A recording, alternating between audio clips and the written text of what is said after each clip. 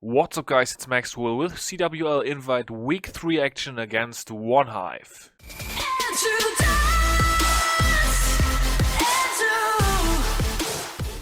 And yeah guys, as you can see we came away with a very convincing victory, 114 to 108. I think this was our best performance so far this season, and yeah, we definitely crushed it on all Town Hall levels. I'm gonna talk about that a bit more later. As usual, we're gonna kick things off at number 27. Today, guys, we are going to watch 3 Town Hall 9 attacks, then all the 4 10v10s we had, and then 2 10v11 attacks in the end. So, starting things off, we have Rob Fighter coming in for this one. And it looks like he's got a Queen Charge, Hawk Attack, and I'm curious to seeing if he's got the King Bowler Walk again, because he's kind of been favoring that attack strategy lately. Whenever it's been possible, I feel like he's been using it, so I would assume he's got bowlers in the Clan Castle, but yeah, we're definitely gonna find out what he has in there. So the goal with the Queen Walk definitely is to take out one side of the space and then obviously clear an easy path for the Hawks, in this case without splash damage, because as you can see he's going to take out all 4 Wizard Towers with his Queen Walk. He's going to lure out the Clan Castle right here. He wants the Queen to engage the Clan Castle while she's not taking very much damage.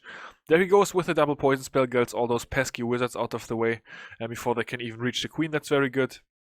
You also got a ground skeleton trap that's always a nice bonus, of course, and the Queen is going to charge right into the Tesla farm. And that's, of course, just the perfect Tesla farm for him right there. And yeah, as I was assuming, guys, he's got bowlers in his Clan Castle. He's actually going to use a Rage spell over there on the bowlers. So the goal with this attack strategy is to take out one side of the base with the Queen, other side of the base with King and Bowler Walk, and then just to gut the base with Hawks, take out all the middle defenses with Hawks. So he used his Rage spell on the King and Bowlers over there because he realized that he only needed his ability to take out enemy Queen. And after that, his Queen is not going to engage very much damage, so she's going to take out the Archer Tower no problemo whatsoever. And then she's only got 2 cannons backend to worry about. She can definitely tank those, as well as the Hawks are going to be coming in to help out meanwhile. So yeah, it's all good. This attack is looking very good. It's very nice execution, of course. He still has a tank giant in the back. He's got 2 loons for some back-end defense sniping. He definitely needs his air defense to go down for him to be able to use the loons with any sense. But yeah, actually gets sort of close here, but no worries at all. He's got the giant. The giant is going to tank the cannon. The wizard is going to be able to do some nice damage to that cannon. Actually take it out because the Hawks had previously damaged it. Queen gets that cannon out of the way. And then he sends in his 2 loons to take a look at the wizard. Almost took out the air defense. He's got another wizard working, and yeah, we're going to speed through the rest because this raid is of course over. So nice job to Rob Fighter once again. And yeah, guys, I think this is a pretty cool attack strategy, so that's why I definitely want to show it off to you. We are gonna get right onto the next Tunnel 9 attack, which is going to be Robel on number 26, Jake the Rake right here. And this time we've got Suicide Heroes and we've got a La Lune attack. So Baby Dragon is doing some funneling over there, taking out the Dark Spell Factory as well as the Dark Barracks. The goal, of course, over here is to access the Queen, so he's going to take out 1 air defense with his Queen. And then the goal is to swap the King for the enemy Queen. So let's see how that's going to work out. Queen gets a couple of nice buildings. I'm assuming the Queen getting those buildings is going to be nice for the Laloon pathing later as well. He's got 1 air defense, so that's pretty good. And now the King is going to slowly but surely make his way towards Queen. You notice the wall breakers, as soon as the King was taking that cannon, the wall breakers went down to take out that wall and have the King access the Queen. There we go, so King gets the Queen out of the way. He's got 2 poison spells, but the Clan Castle is a Lava Hound. I think this was a fresh hit, I'm not quite sure, guys. But knowing Robel, he definitely would not bring 2 poison spells for a Lava Hound, so I'm assuming this was a fresh hit. Yeah, because there could have been a Baby Dragon or stuff in the Clan Castle, so you guys, that's also some nice info for you. He performed this attack not knowing the Clan Castle, so sometimes you obviously would think you want to have the Queen to kill a Baby Dragon or whatever, but he just said, well, I'm going to bring 2 poison spells and that's all he needs. And yeah, that's all she wrote for this base as well, by the way. Got those 2 poisons in the back to swag them, as well as a rage spell. So nice overkill. right here by Robel on number 26. Very nicely done. And let's move on up to number 25. We have Vieto coming in, and Vieto got a nice triple this war as well with a mass hawk attack, and this one was pretty dominant also, so let's check it out. If he's gonna get going, there we go, nice Vieto. So yeah, he used his queen behind the golem. There goes the test. The Warbreaker triggers a giant bomb actually, which is definitely a good thing for a hawk attack. So yeah, I don't know about that giant bomb spot, because if you are gonna try to kill the enemy heroes, you are most likely going to trigger the giant bomb. Maybe that's for bowlers or something, I'm not sure, but yeah. Actually misses the skeleton spell, but it's all good. The king along with the skeletons are gonna bust through the wall, get queen out of the way, so a little bit of a misdrop, but it was okay, no worries at all. Gets nice value, pops the lava hound, the queen, yeah. Obviously, cannot stop her from popping the lava hound there, and then she's gonna slowly but surely take out the lava pups, and once enough lava pups have petered out, he's going to start with his hawks. The hawks are behind the queen now, so for that reason the lava pups are all gonna target the queen first. She's gonna be able to take those out, and the hawks are not gonna have to worry about that. So he's obviously got 3 heal spells. He used a rage spell on his kill squad. And as you can see, he has not very much base left to cover, so for that reason, 3 heal spells are going to be plenty. Watching this raid live, I know I was on Discord live when this raid happened, and we were sort of talking about, or the guys were talking about, if he could swag the last heal spell, but yeah, that's not really Vieto's thing. I think he just went safe for the team, no swag, killed the base, and yeah, that's a triple for this one. Guys, by the way, I'm not gonna watch those cleanups to the end. I don't think that's necessary. We are just gonna move on up to number 20. That's probably gonna shorten down my recaps a little bit, and that should, I hope, be a little bit nicer to watch. Then I'm just gonna show you how the base was killed, and then we don't need to watch hawks or loons take out trash buildings. You guys all know how that happens, and it's not too exciting, so that should shorten my recaps a little bit. I hope. Yeah, once again, I'm saying things 2 and 3 times now, but yeah, I hope that's just gonna be a bit nicer to watch. Up next, gonna be ASAP Fabian right here coming in on Diesel. For the first 10v10, obviously, so number 20 was the lowest Town Hall 10 in this war. The breakdown for this war was 5 Town Hall 11s on both sides, 15 Town Hall 10s, and then 20 Town Hall 9s. So I really feel like that's sort of become the standard CW invite breakdown. Seen it quite a lot now, so nothing too special about that. It's pretty cool breakdown to war on, although it does not really make 11 versus 11 a thing. I mean, sometimes the guys go 11 versus 11 and they get a couple, but it's not really that good of a value because there's so many Town Hall 10s. You pretty much need to dip with all your 10 Town Hall 11 attacks anyway, so yeah, it's not really a breakdown that allows 11 versus 11 to be any value for the clan, but still, I think it's a pretty cool breakdown to war on. Definitely puts the most focus on the Town Hall 10s and 10 versus 10 game, which is probably the most fun inside the game right now. Yeah, so Fabian coming in right here with his Laloon. It's sort of slow in the beginning. He used the haste spell to take out that first Inferno Tower. The path was cleared for that nicely. And now he's gonna move in with some more loons. There go a couple of black bombs. One of those black bombs actually onto the loons, which is of course good because it's gonna have the lava hound survive a little bit longer. Then his loons haste straight into the second Inferno Tower.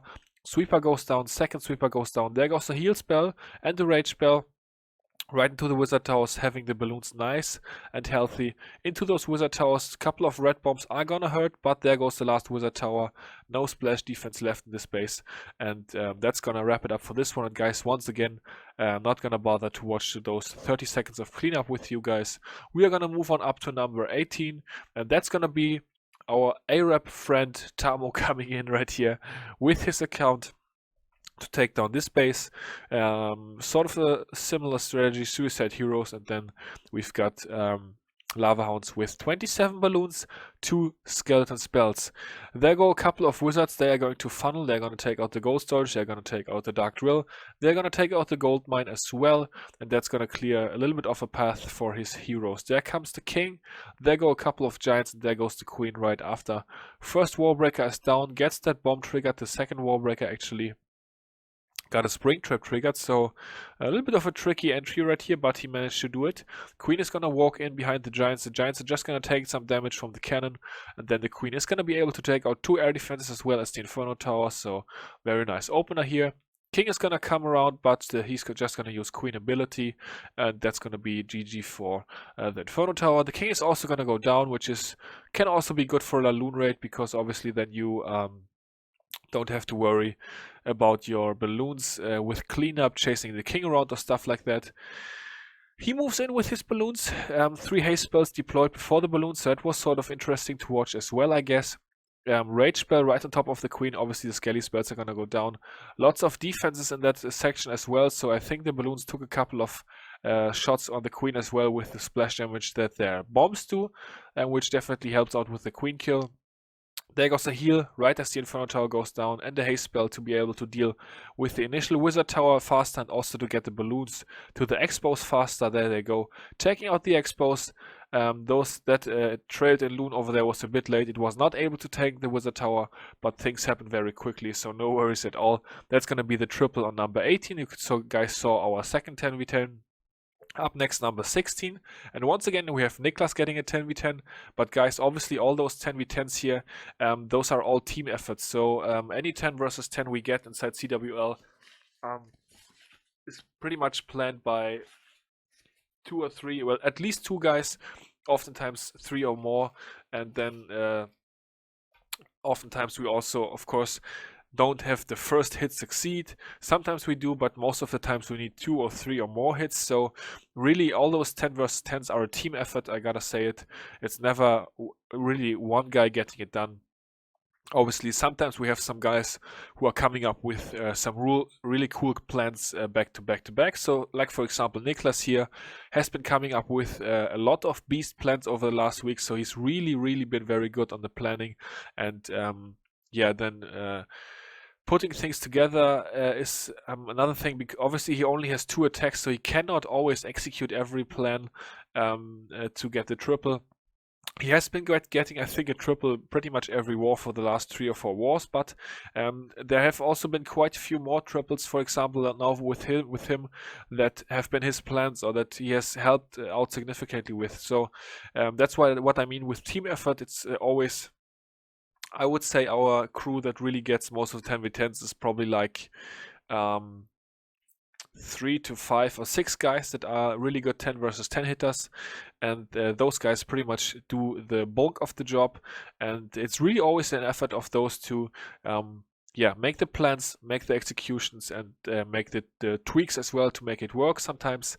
And yeah, that's what I mean with team efforts. So obviously it's nice to have your name on the screen with the successful execution, but really it's never one person alone. And that's what makes a good clan good, I think.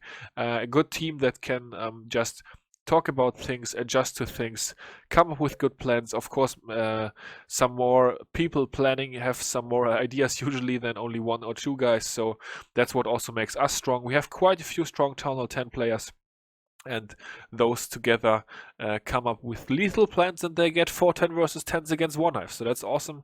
And yeah, Not Crazy Moving also fell to the squad. And then what is the last 10v10 that we had? Oh, right here. That's Hares, of course, with his Dodge account coming in, taking this one. I'll take a look, guys. 21 minions. I think that is pretty funny that he brought 21 minions for this one. I know that the guys were laughing about that as well. For this war, was not really involved with the 10 versus 10 action because I was really busy. You guys probably know already that I am the official CWL Rising YouTuber, which makes my Sundays busy. Also this Sunday I was playing football as well, and then did a couple of attacks in other clans. I was in the Clash Babes event, of course on the both side though. I'm gonna do a recap on that as well, by the way. That's gonna come up probably in a couple of hours on my channel. And yeah, just lots of things going on, so I was pretty much only on for the last 3 or 4 hours of war and doing my dips and helping out with the other dips. And yeah, I was not really involved in the 10 versus 10 action, but yeah, that's not really my job either. I just sometimes I get involved, but most of the times I don't. So I think this was actually the first 10 versus 10 we had. This came relatively early in the war, if I am not mistaken. So great job to Haris on getting us started off with this one. Although it's actually the last 10v10 we are going to watch in the recap. Anyways, he did a really nice queen charge here. Took out the lava hound already, as you guys probably saw. And the queen also fell to his charge. Then he used the jump spell right after the archer tower, and that allowed him to get the inferno tower out of the way, as well as one air sweeper, which is of course always a good thing. There goes the inferno tower. He gets a black bomb onto his healers, which is not good, but he's not gonna take that much damage right after this inferno tower, so it's not the biggest deal in the world. A rage spell is gonna speed along the queen and also heal her back up to full health, so that's a good thing. She still has her ability. She's probably gonna use that soon on all those point defenses over here, because yeah, those are a little bit tough to take. There goes the expo. She's gonna get another wizard tower. She's gonna get another archer tower, so really sick hit here by Haris. Take a look, nice rage heal spell combination as well. Right into the heal spell with all those balloons. They're gonna get healed, back up, and then they are gonna move on to those last archer towers, take those guys out, and then the base is dead at this point. So really nice job to Haris. And also take a look, all those minions on cleanup. I don't think he needed all of those, but yeah, I guess we can call this one a TDH on Town 10, so pretty cool to have one of those, and definitely nicely done to him. So guys, that was all the 10 versus 10s we had. Now we are going to watch 2 more 10 versus 11s, and I was told that the ones on number 3 and number 1 were our best ones. So let's check out Tezo. Tezo got a 10 versus 11 4-pack this war, also very early. I think on the first evening he used both of his attacks, and he got 2 Tunnel 11s 2-start, so that's of course very, very nice for the team as well. If you can get those Tunnel 11s out of the way early, that makes it really chill for your Tunnel 10 versus 10 hitters. It frees up more hits to hit Tunnel 10s with Tunnel 10s. It makes you have to worry less, and yeah, it's just overall very good. We got 4 out of the 5 Town Hall 11s out of the way on the first evening and very early in the war, and that was very good for us. That just also puts a good vibe on the team, makes everybody a bit more relaxed. And if you're struggling 10 versus 11, that's always a little bit tough for the entire clan. So shout out to Tezo, and we are gonna, of course, watch another one attack from another attacker. I can already spoiler that. And yeah, that's gonna be so good. So I really like showing these attacks, because, as I already mentioned, it's so good for the clan to get those out of the way. And yeah, he lured out a clan castle just in case it was anything fancy. It was a lava hound, so he's going to deal with the lava hound outside the base. Uses a nice poison spell to obviously get down the balloon. He also uses a wizard to do some more damage to the lava hound quicker and get it popped, not waste as much time, and of course also help out with the lava pups. He uses a rage spell right as the lava hound pops. I don't know if he really needed that rage spell, but he decided to use it, so yeah, maybe just to speed up the queen a little bit. He's got a couple of lava pups still on his healers, which is not very good. Let's see if he's going to deploy anything to help with that. Meanwhile, he has started off with 2 golems and the bowlers in behind to funnel. The queen is now gonna loop back and take out those lava pups. There she goes. And then she's nicely gonna move back in with the rest of the squad. Take a look at this beautiful funnel, guys. The troops have nowhere to go but straight towards the town hall. He has a rage spell left, he's got a jump spell left, he's got a heal spell left, all that good stuff. So he's definitely good to go. He's probably gonna, yeah, there goes the heal spell, just to keep all those bowlers healthy. Into the Inferno Towers, he just needs a little bit of extra health. He's gonna use his Queen ability as well. Now he uses the rage spell. The heal spell would not have been that good value over here, because the Inferno Towers, of course, would have blocked all the healing from the bowlers. King gets the Town Hall along with a couple of bowlers. Queen probably would have gotten it as well, but she's just gonna get a couple of more buildings, and then we are going to wrap up with about 60%, almost 60%, 57 by Tezo on number 3. Nice job. And then the attack on number 1, Twitch, also came away with the Tunnel 11 4-pack. So these guys, Twitch and Tezo, they just absolutely smashed the Tunnel 11s this war. Took out 4 Tunnel 11s so early in the war. That was so good for the team. And yeah, really happy about that. It really is nice to watch that back and to just celebrate it a little bit because, yeah, that was very good. So he starts off with his balloons, then he's got a couple of free buildings with his minions after. He's gonna sit back, chill for a moment, take out those buildings, use his 5 minions and get a nice bit of percentage already, which is of course always a worry with these attacks, but he's not gonna have to worry about that. Strange, a little bit strange on the base design for Duce here, because so many free buildings with minions. You don't really want to allow that, but I guess this base is all about not getting the town or defending the town hall rather. And he doesn't worry about percentage. He probably knows that the attacker is going to get enough percentage, and he just tries to defend the town hall. Wow, guys, that rage spell, it already makes me cringe again. It was so late. I guess we've seen later rage spells in the history of Clash of Clans, but I think that was really late, and yeah, definitely got the balls to pull it off there. The Rage Gobo is funneling at 12 o'clock as it usually does. Gets those buildings out of the way. Gonna get the... Is he gonna get... No, he's not gonna get the Wizard Tower if I remember correctly. No, he's not gonna get it. But now he's got a relatively good path again to the Town Hall. This Wizard Tower down, of course, would have been even nicer, but he's gonna make it work anyways. Everything is gonna move in. He actually... I don't remember if this was a tech where he half forgot the golem and dropped it later. No, I don't think so. He's going to crush the Eagle Artillery. Then he's going to move into those 2 Inferno Towers. He's going to place the Poison Spell. Actually, the Balloon is already dead, I think, so the Lava Hound is just going to get slowed down a little bit. Bowlers are going to go a little bit towards the outsides.